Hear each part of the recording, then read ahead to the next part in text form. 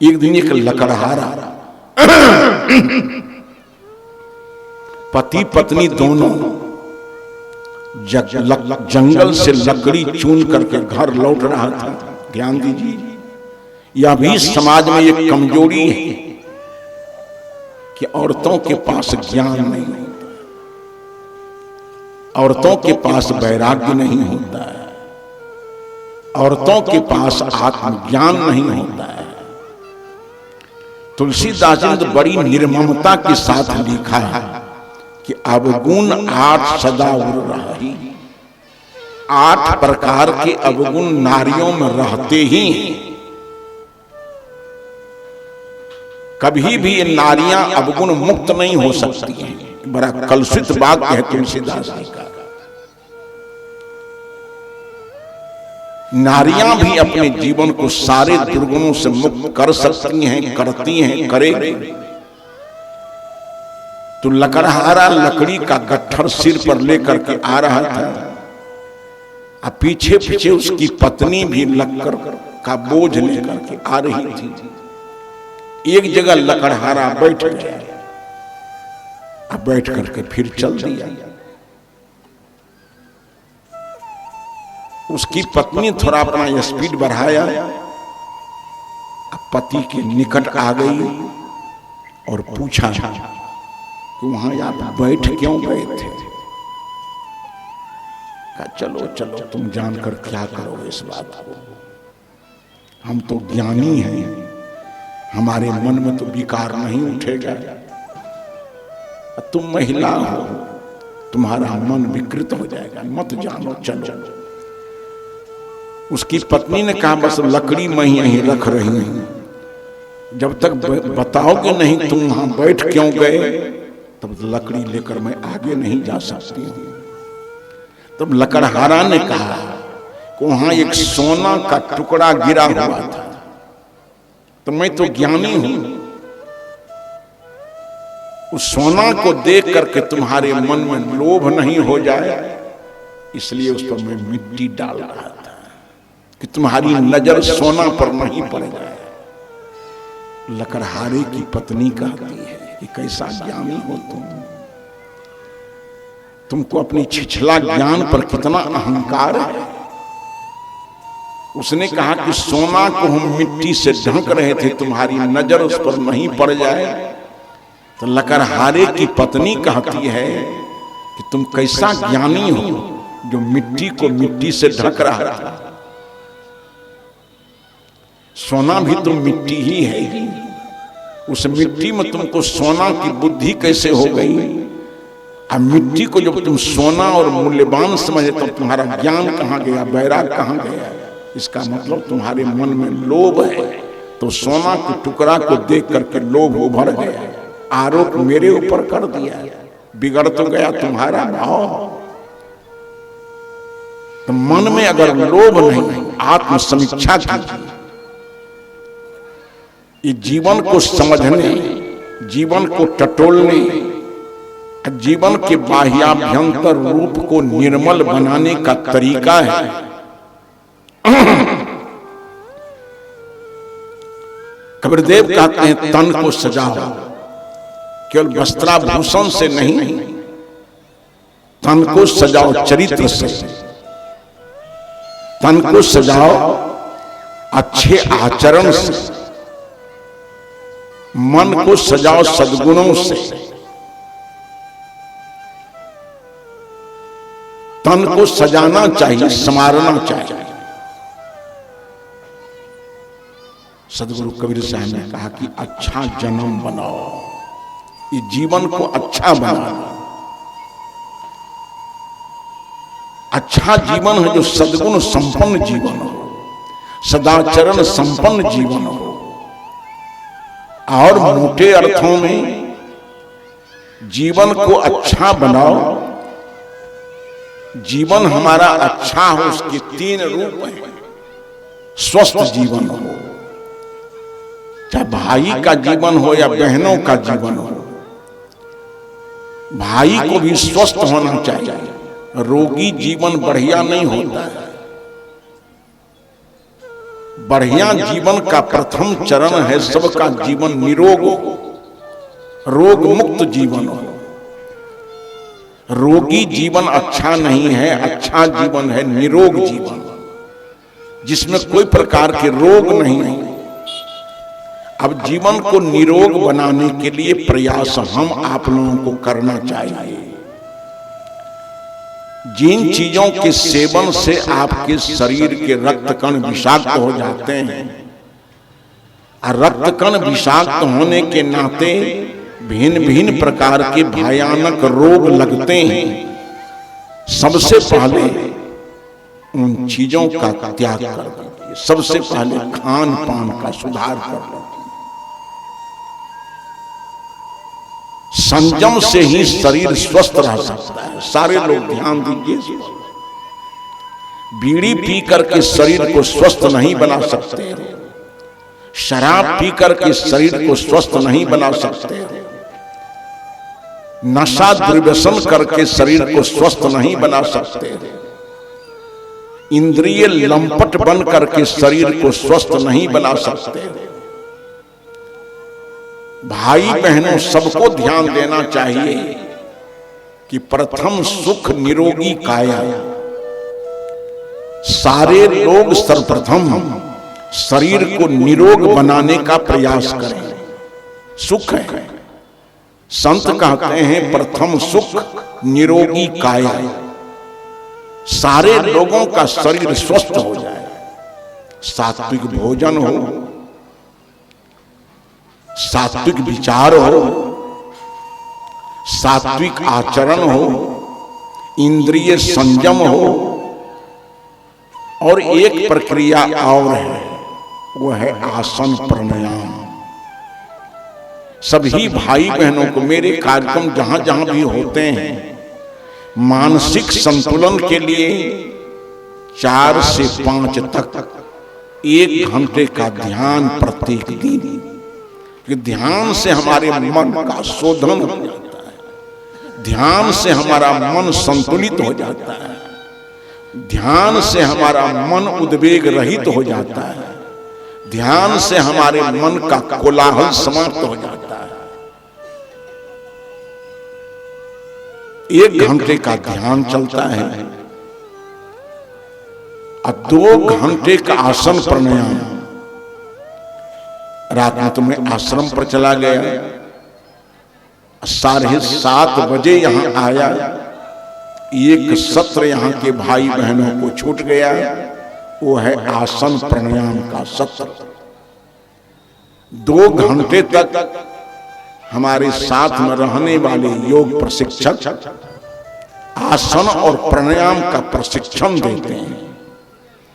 आसन और प्राणायाम से शरीर का शोधन हो जाता है। कुछ तो आसन है और कुछ प्राणायाम है।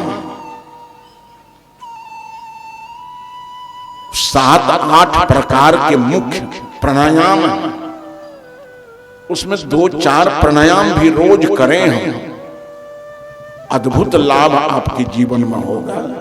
कपालभाति कर लेते हैं, अनुविलोम कर लेते हैं, अनुलोम विलोम, भस्त्रिका कर लेते हैं, उज्जाई कर लेते हैं।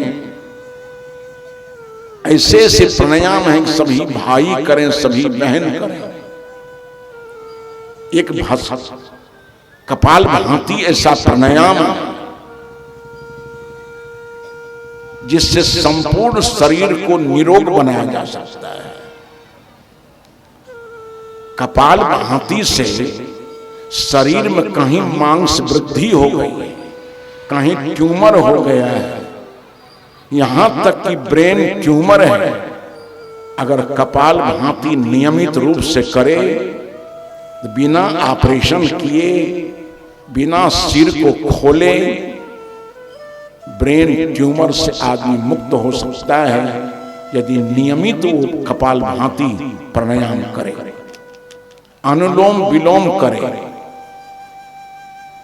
सारी सांस प्रक्रिया, शरीर की सारी प्रणाली सही हो जाएगी आसन और प्राणायाम करने से।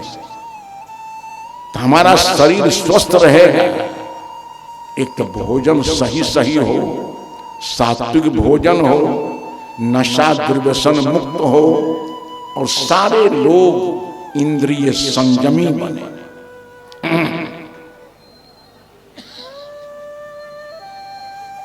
सुबह शाम कम से कम 1-2 घंटे आसन प्राणायाम करें।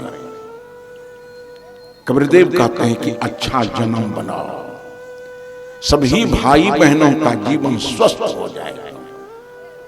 चाय तक नहीं पीना चाहिए। चाय का भी आपके स्वास्थ्य से कोई संबंध नहीं है। हम लोग कभी नहीं पीते हैं। देश विदेश घूमते हैं, कहीं पानी का असर नहीं होता है। हमारा तो व्यक्तिगत जीवन ऐसा है कि 44 वर्षों से नमक हाथ से छुए नहीं। 44 वर्षों से बिना नमक का भोजन लेते हैं। आत्मबल है, बौद्धिक बल है। लिखता हूं, लिखाता हूं, पढ़ता हूं, पढ़ाता हूं। इस सारे नशा और दुर्व्यसन से मुक्त जीवन है।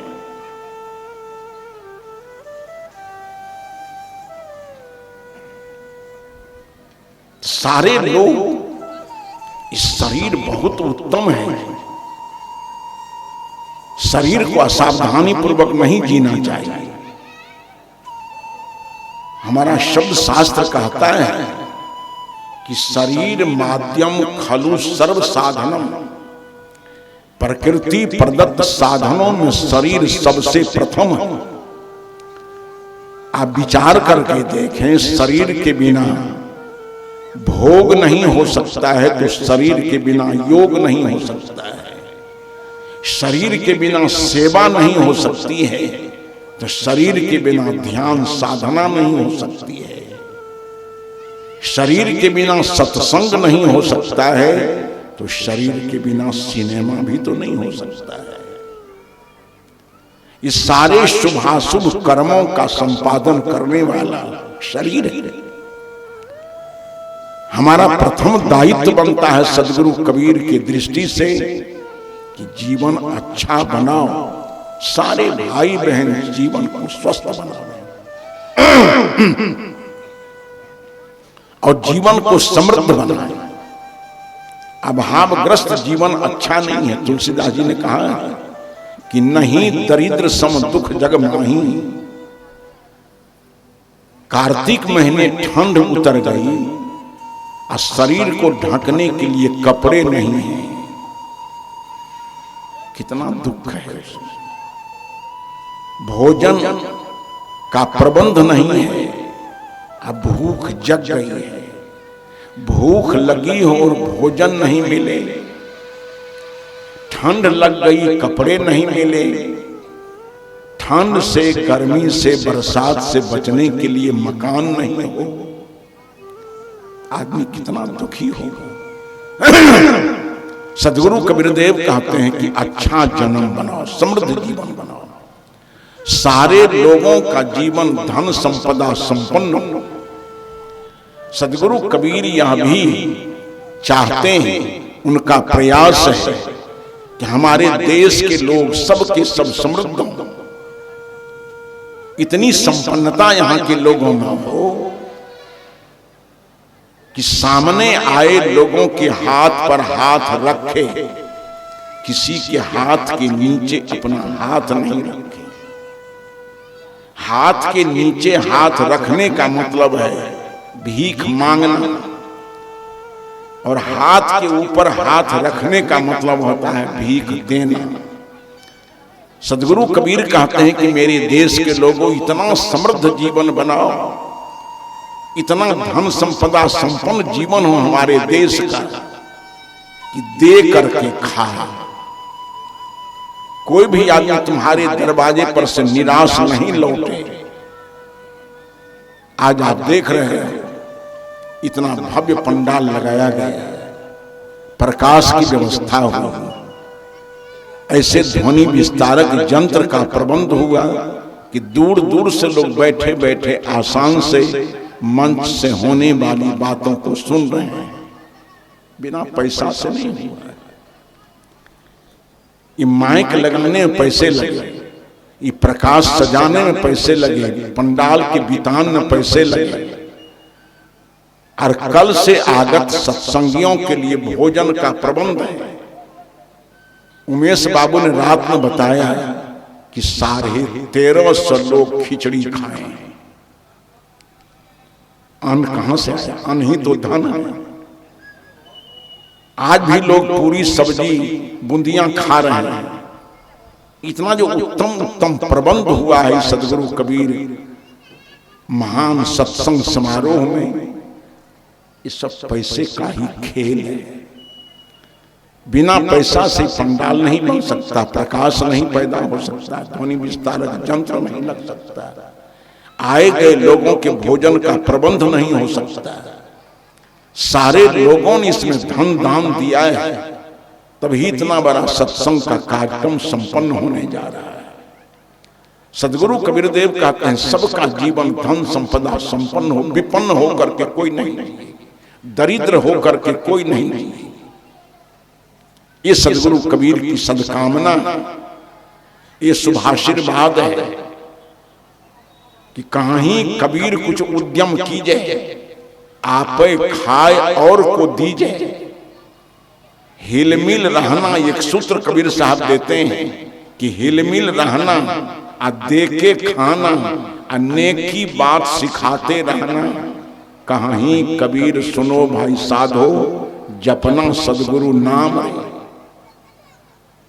जीवन जीने के इतने अच्छे सूत्र हैं कि हिलमिल रहना, अपने परिवार में, समाज में सारे लोग हिलमिल करके संबंध बना करके जियो, प्रेम में जियो, लगाव में जियो, सद्भाव में जियो।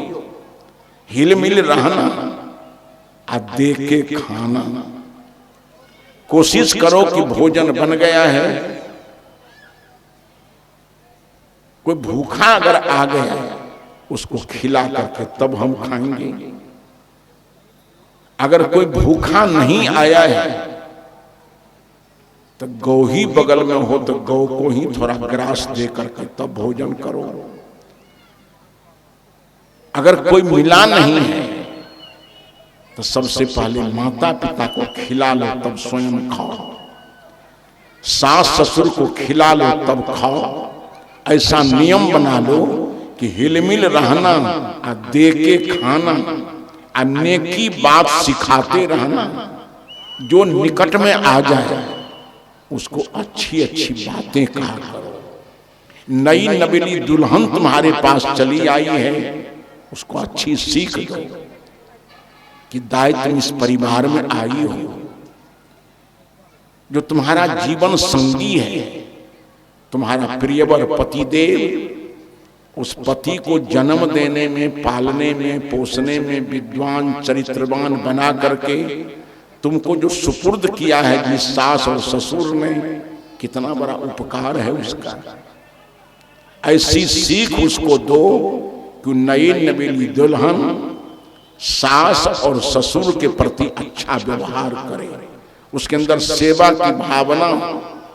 अगर बेटा तुम्हारे पास जाता है तो उसको समझाओ कि तुमको जन्म किसने दिया, तुमको पाला किसने, पोषा किसने, तुम्हारे जीवन को सजाया और संवारा किसने?